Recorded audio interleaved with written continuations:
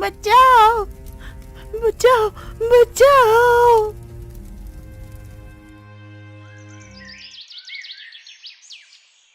बस, अब बहुत हो गया।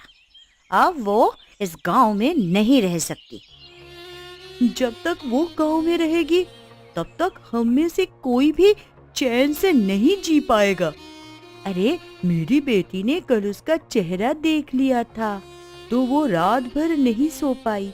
वे इतना डर गई थी कि उसका नाम लेकर चीख कर उठ जाती थी।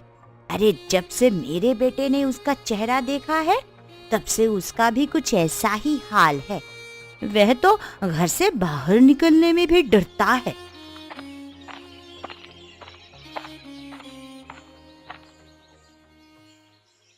तुम सब किसके बारे में बात कर रहे हो? अरे, इस गांव में एक ही तो है जिसका चेहरा देखकर हमारे बच्चे डर जाते हैं। अगर तुम्हारे बच्चे उसका चेहरा देखकर डरते हैं तो तुम सब उन्हें समझाती क्यों नहीं? अरे, हम सब अपने बच्चों को क्या समझाए? तुम सब अपने बच्चों को ये समझाओ कि जैसा उसके साथ हुआ है वैसा किसी के साथ हो सकता है।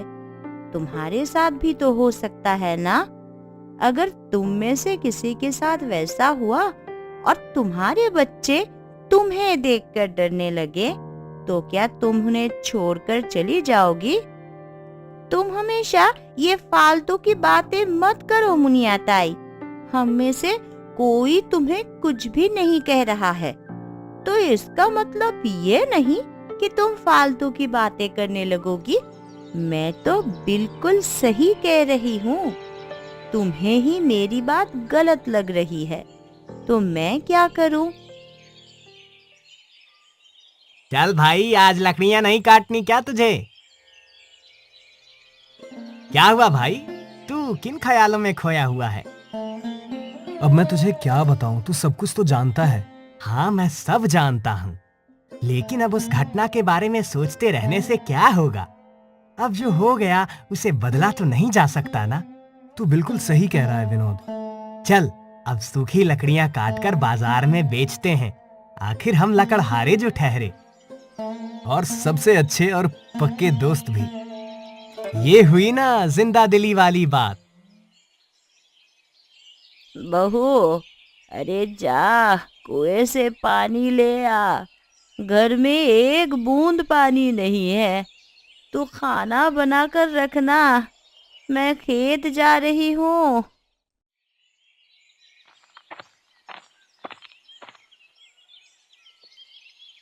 कैसे हो सुलोचना बहन? मैं बिल्कुल ठीक हूँ रश्मि बहन। तुम कैसी हो? मैं तो बिल्कुल ठीक हूँ। अब तुम्हारे घाव कैसे हैं? मेरे घाव तो पूरी तरह से भर गए हैं, लेकिन मेरे मन में जो घाव लगे हैं शायद वो कभी नहीं भर पाएंगे। कैसे मन का घाव? मैं कुछ समझी नहीं।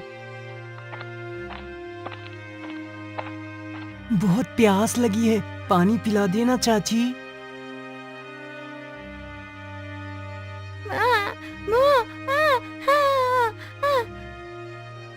मैं इन्हीं घाव की बात कर रही थी। अब मेरी जिंदगी पूरी तरह बदल चुकी है। पहले जैसा कुछ भी नहीं रहा। पहले जो बच्चे मेरे गोदी में खेलते थे अब वही मेरे चेहरे देखकर डरकर मुझसे दूर भाग जाते हैं। नव्या की माँ, जल्दी से खाना और पानी ला दो, फिर मुझे लकड़ियां बेचने भी जाना है। पिताजी, माँ ने आज खाना नहीं बनाया। और तुम्हारी दीदी कहाँ है? उसने भी खाना नहीं बनाया क्या? वो तो खेत गई है। क्या हुआ सुलोचना, तुमने खाना क्यों नहीं बनाया? मैं जानता हूं सुलोचना, जब से तुम्हारे साथ वो दुर्घटना हुई है तब से तुम रसोई घर में जाने से डरने लगी हो। लेकिन तुम ऐसे कब तक करोगी? आखिर एक न एक दिन तो तुम्हें वो सब भूलना ही होगा।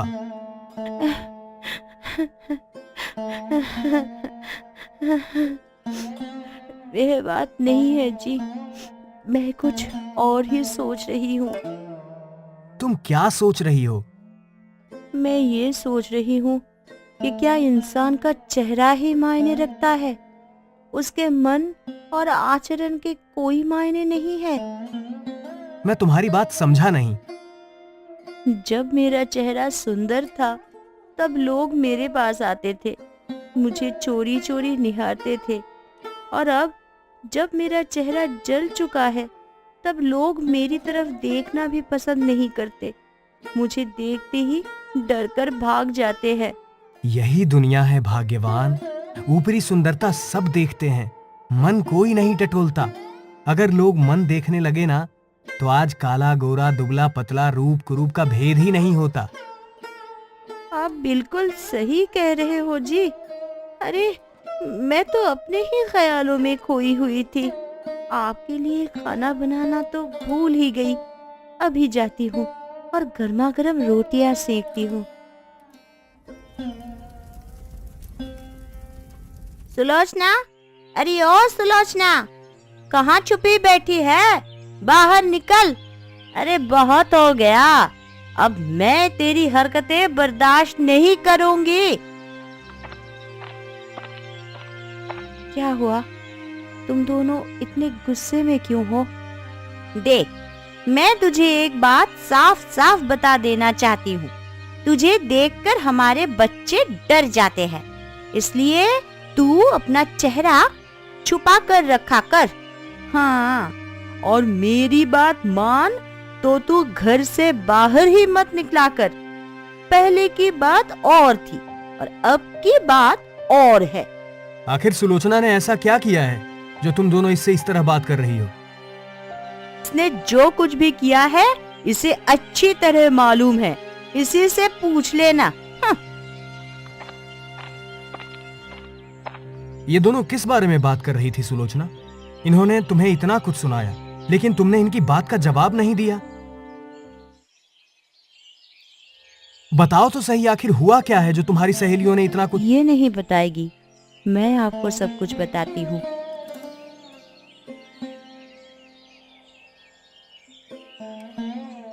अगर ऐसी बात है तो आज के बाद सुलोचना घर से बाहर नहीं निकलेगी। लेकिन इसमें सुलोचना बहन की क्या गलती है? मैं जानता हूं इसकी कोई गलती नहीं है, लेकिन मेरी पत्नी को कोई भला बुरा कहे वो मैं बर्दाश्त नहीं कर सकता। अरे क्या हुआ बहू, रो क्यों रही हो? तुम जानती तो हो माँ, जब से इसके साथ वो हादसा हुआ है तब से लोगों का व्यवहार इसके प्रति एकदम बदल गया है। बस यही बात ये बर्दाश्त नहीं कर पा रही है। मेरे साथ चल और बता तुझे किसने क्या कहा। मैं अभी सबकी खटिया खड़ी करती हूँ। मेरे बहू को भला बुरा कहने की हिम्मत किसकी हुई? अच्छा हुआ तुम दोनों मुझे यही मिल गए। मैं तुम्हारे घर ही जा रही थी। अगर आज के बाद तुम में से किसी ने भी मेरी बहू को उल्टा सीधा कहा तो मुझसे बुरा कोई भी नहीं होगा। तो क्या तुम्हारी बहू की आरती उतारूं? उसे देखकर हमारे बच्चे डर जाते हैं, तो हम क्या करें? वे तो छोटे बच्चे हैं, तुम तो समझदार हो। तुम उन्हें ये नहीं समझा सकती कि सुलोचना के साथ क्या हुआ है। वे सब हम नहीं जानते, हम बस इतना चाहते हैं कि सुलोचना अपनी जली हुई शक्ल लेकर हमारे बच्चों के सामने ना आए। बस तुम तीनों कान खोल कर सुन लो, सुलोचना जहाँ चाहेगी वहाँ जाएगी। यह गांव या यह कुआं किसी की जागीर नहीं है। अगर उसे किसी ने कुछ कहा तो ये सोच लेना कि अगर वह तुम्हारे बातों के जवाब नहीं देगी तो मैं जवाब देने में पीछे नहीं हटूंगी, समझी?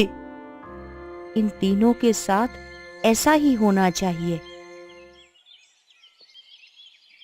माँ, मैं लकड़ी बेचने जा रहा हूँ।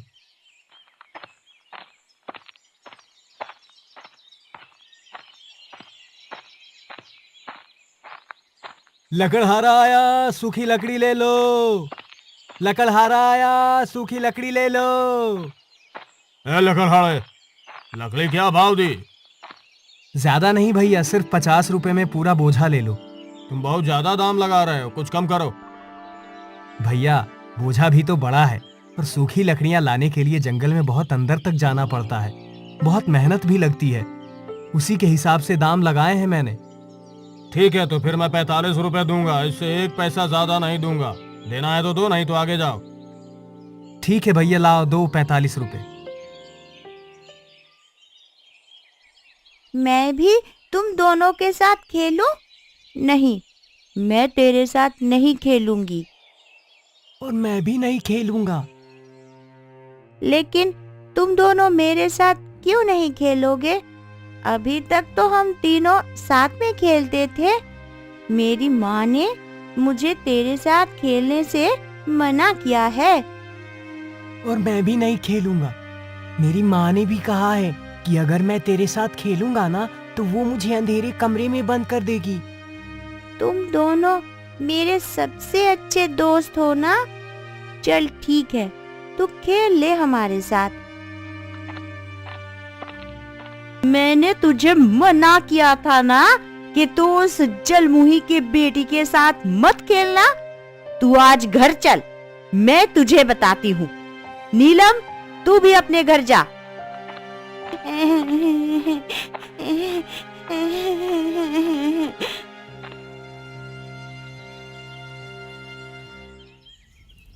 क्या हुआ नव्या? तू रो क्यों रही है? मैं कन्नू और नीलम के साथ लंगड़ी खेल रही थी, तो वह कन्नू की माँ आकर उसे डांटते हुए बोली, तू इस जलमुही की बेटी के साथ मत खेल। माँ, ये जलमुही क्या होता है? जिसे भगवान सबसे सुंदर बनाता है, उसे ही जलमुही कहते हैं, समझी? मेरी माँ का मुंह जला हुआ है, तो क्या वे सबसे सुंदर है? हाँ, तेरी माँ सबसे सुंदर है। नव्या की माँ, मैं घर आ गया हूँ, खाना लगा दो।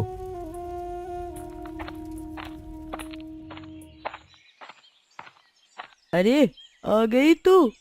हम तीनों तेरे बारे में ही बात कर रही थी। तुम तीनों जरूर मेरे पीठ पीछे मेरी बुराई कर रही होगी।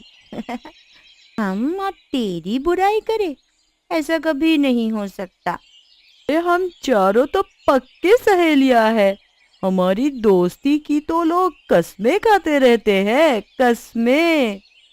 तो फिर बताओ, तुम तीनों मेरे बारे में क्या बातें कर रही थी? अरे, सरिता मुझसे कह रही थी कि सुलोचना इस गांव की सबसे सुंदर औरत है। तुझसे शादी करके तेरे पति की तो किस्मत ही खुल गई। एक तो तू इतनी सुंदर है और ऊपर से इतनी समझदार भी है। न जाने तुम तीनों क्या क्या बातें करती हो। अरे, हमारी बातें छोड़, तू ये बता कि तुझे इतनी देर कहाँ लग गई? मुझे पता है सुलोचना देर से क्यों पानी भरने आती है। पता है तो जल्दी बताओ मुनिया ताई। सर्दियाँ आने वाली है ना, इसीलिए सुलोचना देर रात तक स्वेटर बुनती रहती है और सुबह देर से जगती है, इसलिए वे यहाँ तुम सबके बाद पहुँचती है। अच्छा, तो ये बात है। फिर ठीक है, अब मैं तेरे घर आऊंगी। मुझे भी सीखना है स्वेटर कैसे बुनते हैं। मैं भी तेरे घर आऊंगी, मुझे भी स्वेटर बुनना सिखाना। अरे, जब तुम दोनों सुलोचना के घर जाओगी तो मैं पीछे कैसे रह सकती हूँ? मुझे भी सीखना है स्वेटर कैसे बुनते हैं। हाँ हाँ, ठीक है, तुम तीनों मेरे घर आ जाना। इसी बहाने हमारे बातें भी हो जाएंगी। अरे ना बाबा ना, तेरी बातें कभी खत्म ही नहीं होती। तू हमसे बातें मत करना, बस हमें स्वेटर बुनना सिखा देना। और हाँ, तू अपनी खूबसूरती का राज भी हमें बता देना। ठीक है, जैसा तुम सब कहो।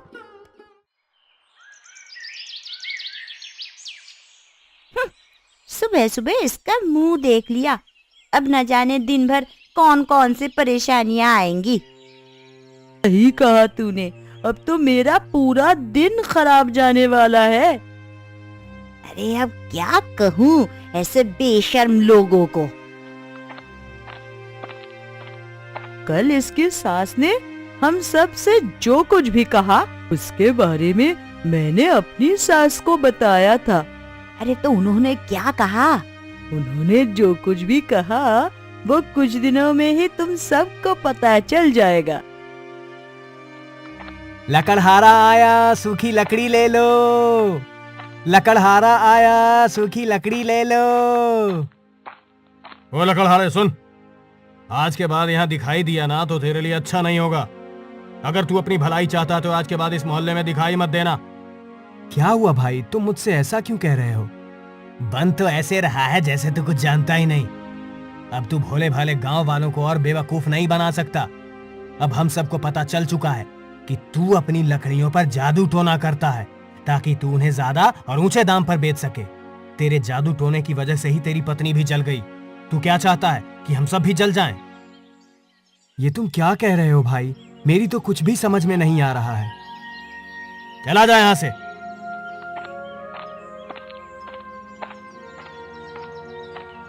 आज गांव के लोगों को न जाने क्या हो गया है, कैसी अजीब बातें कर रहे हैं।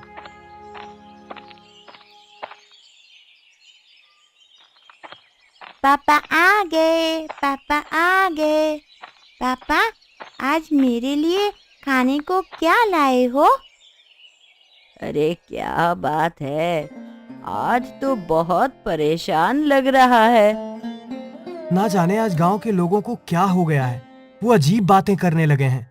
मुझे कहते हैं कि मैं अपनी लकड़ियों पर जादू टोना करता हूँ और उसी की वजह से सुलोचना जली है, इसलिए आज उन्होंने मुझसे लकड़ियां नहीं खरीदी।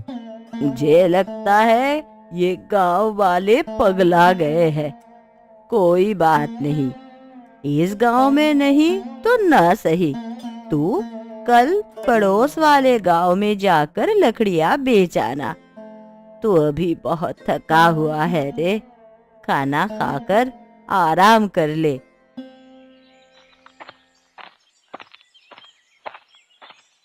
मैं तेरा वहां चौराहे पर इंतजार कर रहा हूँ और तू यहाँ सिर पर हाथ रखकर बैठा है। क्या हुआ, जंगल नहीं चलना क्या? नहीं विनोद भाई, मुझे जंगल नहीं जाना। क्या बात है, तू कल भी जंगल नहीं गया था? तबीयत पानी तो ठीक है ना? तबीयत पानी तो सब ठीक है, तू खुद देख ले, पूरे आंगन में लकड़ियों के बोझे रखे हुए हैं। न जाने क्यों मुझसे कोई भी लकड़ी खरीदने को तैयार ही नहीं है। लोगों को लगता है कि मैं लकड़ियां बेचने के लिए जादू टोना करता हूँ। मुझे लगता है तेरे खिलाफ किसी ने बहुत बड़ी साजिश रची है। लगता तो मुझे भी ऐसा ही है, लेकिन मेरी किसी से कोई दुश्मनी नहीं है। तो फिर वो कौन है जो मेरे साथ ऐसा कर रहा है?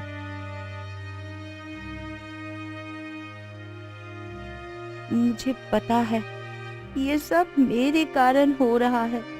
मैं जब तक यहाँ रहूंगी तब तक ऐसा ही होता रहेगा, इसलिए अब मुझे इस घर से जाना होगा।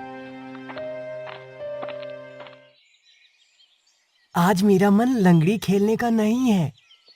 नव्या हमारे साथ नहीं खेलती तो मेरा कुछ भी खेलने का मन नहीं करता। तू सही कह रही है, मुझे भी ना उसके साथ खेलने का मन नहीं करता। तो फिर अब हम क्या करें? आज हम दोनों तालाब में नहाने चलते हैं। हाँ चलते हैं। अब मैं यहाँ से कहीं दूर चली जाऊंगी, फिर कभी लौट कर नहीं आऊंगी। अरे ऐसा लगता है जैसे तालाब में कोई डूब रहा है। कन्नू, नीलम, अरे ना जाने आज ये दोनों बच्चे कहाँ चले गए। तुम अपने बच्चे को ढूंढ रही हो क्या? हाँ मुनिया ताई, जाने आज वो दोनों कहाँ चले गए। थोड़ी देर पहले मैंने उन दोनों को तालाब के ओर जाते हुए देखा था।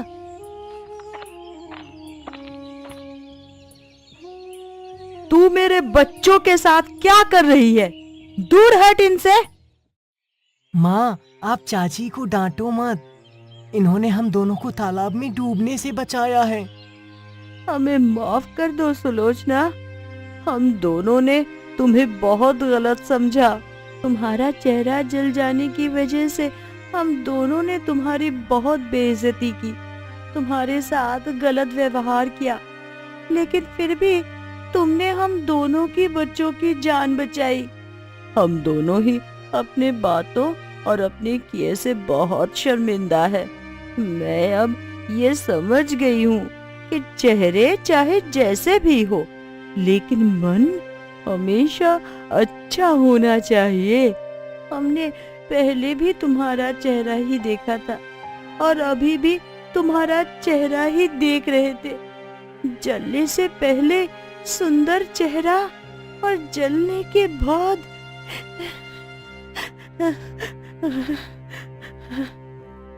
कोई बात नहीं, जो होना था वो हो गया। अब मैं अपनी यह शक्ल लेकर इस गांव से दूर जा रही हूँ। नहीं नहीं, तुम इस गांव से कहीं नहीं जाओगी। मुझे मत रोको, मुझे यहाँ से जाने दो। मेरी वजह से अब मेरे पति से कोई भी लकड़ियाँ नहीं खरीदता। उल्टा लोग उन पर इल्जाम लगाते हैं कि वो लकड़ी बेचने के लिए जादू टोना करते हैं। मेरी वजह से वो बहुत परेशान रहते हैं। मैं अब और उन्हें परेशान नहीं कर सकती। वो सब तुम्हारे वजह से नहीं, बल्कि मेरी, कोमल और संध्या की वजह से परेशान हो रहा है। तुम लोग ने जो मेरे साथ किया उसके लिए तो मैं तुम्हें माफ कर दूंगी, लेकिन मेरे पति के साथ जो कुछ भी किया उसकी माफी तुम उन्हीं से मांगो।